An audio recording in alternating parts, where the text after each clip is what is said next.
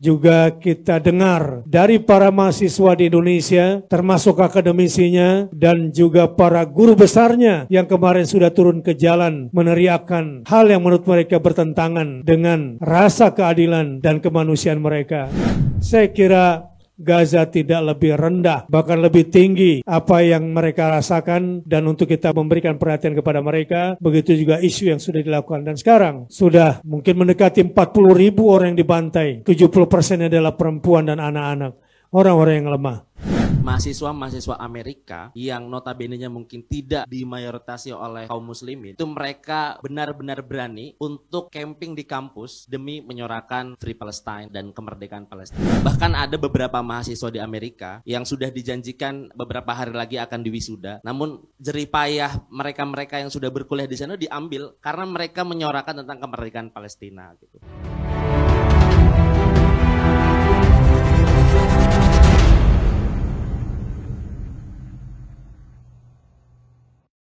Resonansi kebenaran dan keadilan yang digerakkan sejak 7 Oktober dan sekarang sudah lebih dari hari ke-200, rupanya terus menggelombang.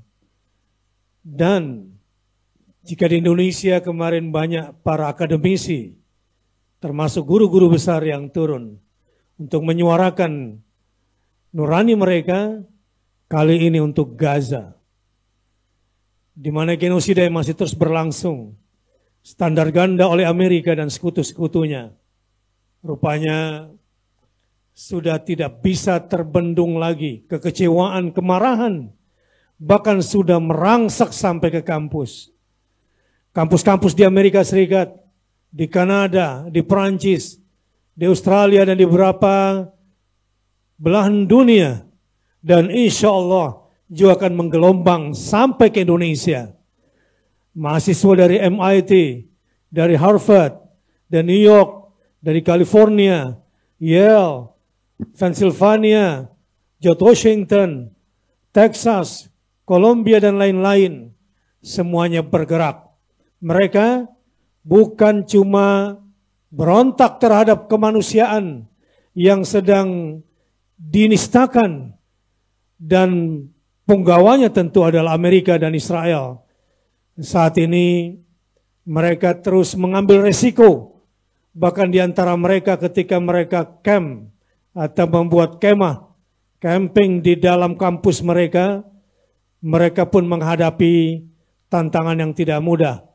Ratusan sudah ditangkap dengan berbagai tuduhan. Namun yang menarik adalah bahwa para mahasiswa ini bukannya kendor, tapi bahkan bangga mereka diskors. Mereka kemudian bukan cuma diskors, tapi kemudian di DO. Bahkan di antara mereka ada yang ditangkap. Tentu Zionis Israel menyusup ke pemerintahan di bawah Biden dan juga menyusup di kepolisian dan menggunakan mahasiswa-mahasiswa Yahudi untuk bersuara bahwa demonstran sudah mengancam keamanan mereka karena para mahasiswa yang demo katanya sudah menjurus kepada anti-Semit atau anti-Yahudi. Padahal itu semua sudah dibantah oleh beberapa mahasiswa Yahudi sendiri karena memang di sana telah terjadi genosida.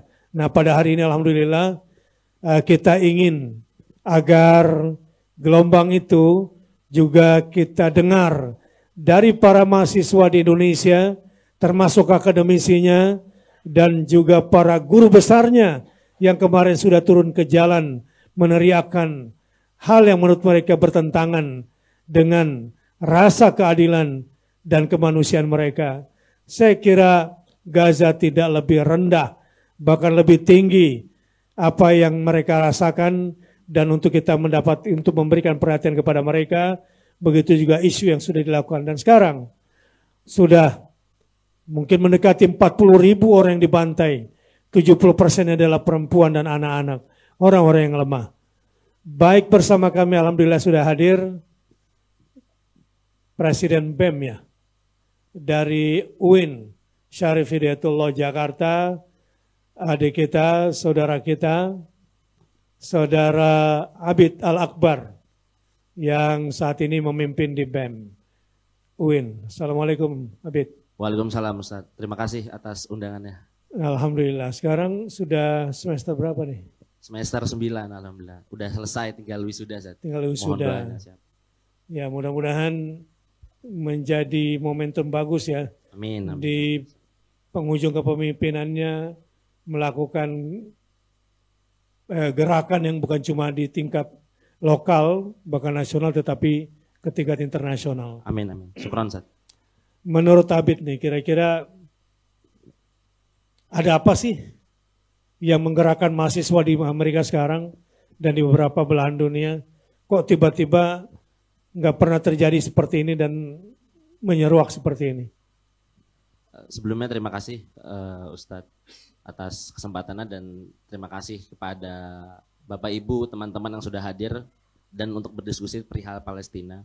Sederhana terkait apa yang sudah terjadi beberapa hari ini, kalau teman-teman lihat di medsos, teman-teman searching di Google gitu.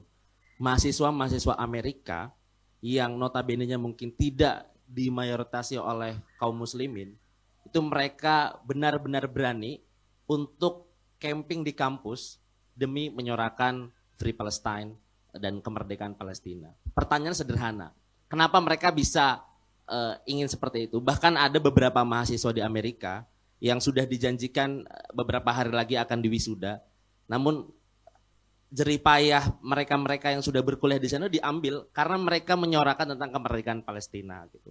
Nah, sesederhana adalah karena ya untuk menyuarakan kita sudah mungkin beberapa dari kita akan menyuarakan tentang Palestina adalah tentang agama Islam.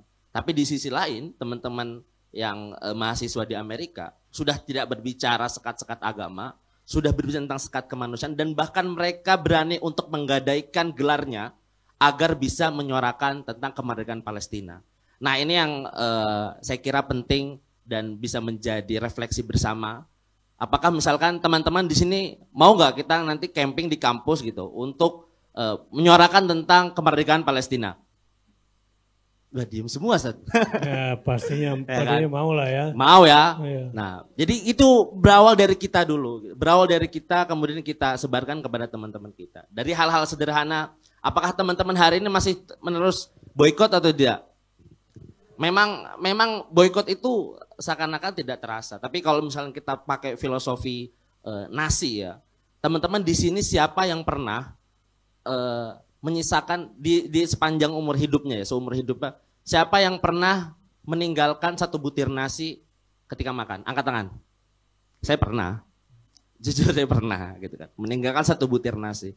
Nah, kalau kita kalkulasikan satu butir nasi yang ditinggalkan oleh seseorang misalkan dalam satu waktu, misalkan seluruh rakyat Indonesia itu ada jumlah 260 juta manusia, 267 juta.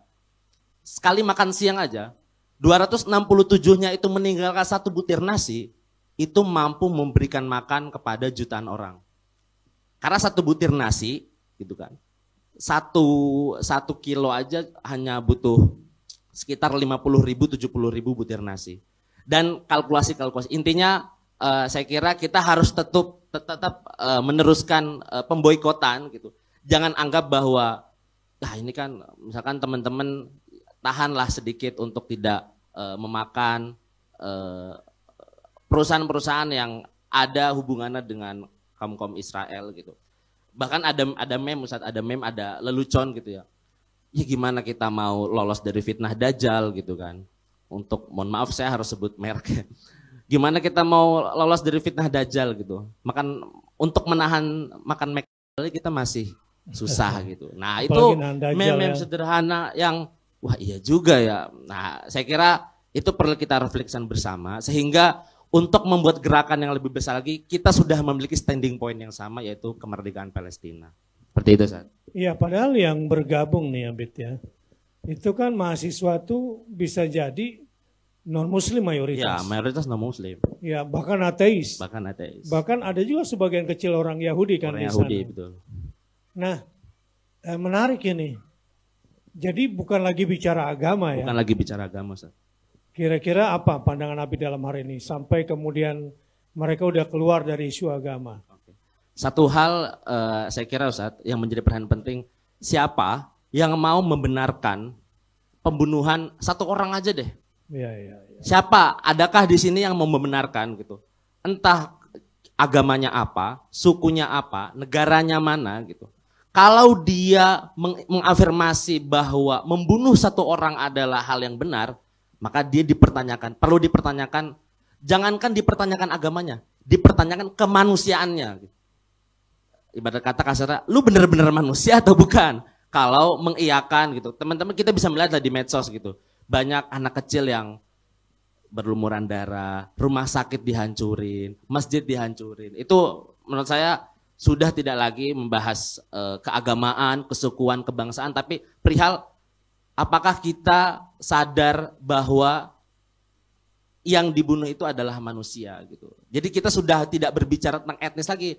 Kita sudah antar makhluk hidup gitu. Bahwa bisa jadi kita bersyukur ditakdirkan sebagai manusia yang lahir di Indonesia kan gitu. Kalau misalkan nauzubillah misalkan kita ditakdirkan lahir di Palestina gitu kan kemudian dan hal sebagainya, saya kira sesederhana kita memandang problem itu adalah problem kemanusiaan. Dan menarik, biasanya kan kalau mahasiswa itu demo itu keluar kampus. Kalaupun kemah bikin macet jalan misalnya. Ini enggak. Kenapa dia memilih di kampus? Dan kemahnya di kampus. Pesan apa kira-kira yang ingin disampaikan kepada pemimpin negaranya? Kepada media untuk disebarkan seluruh dunia. Kenapa dia tidak memilih misalnya di depan Gedung Putih dia camping, di depan gedung parlemen misalnya seperti di kita. Kenapa kampusnya yang mereka jadikan sebagai tempat untuk camp itu?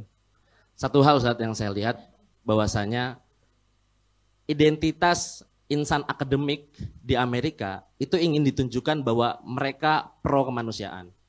Ya, bukan pro Palestina, pro kemanusiaan. Sehingga mereka bersuara melalui kampus-kampus yang mereka kampus-kampus yang nomor 1 sampai 100 di dunia gitu. Dan mereka rela untuk membuat camp di kampus dan bersuara.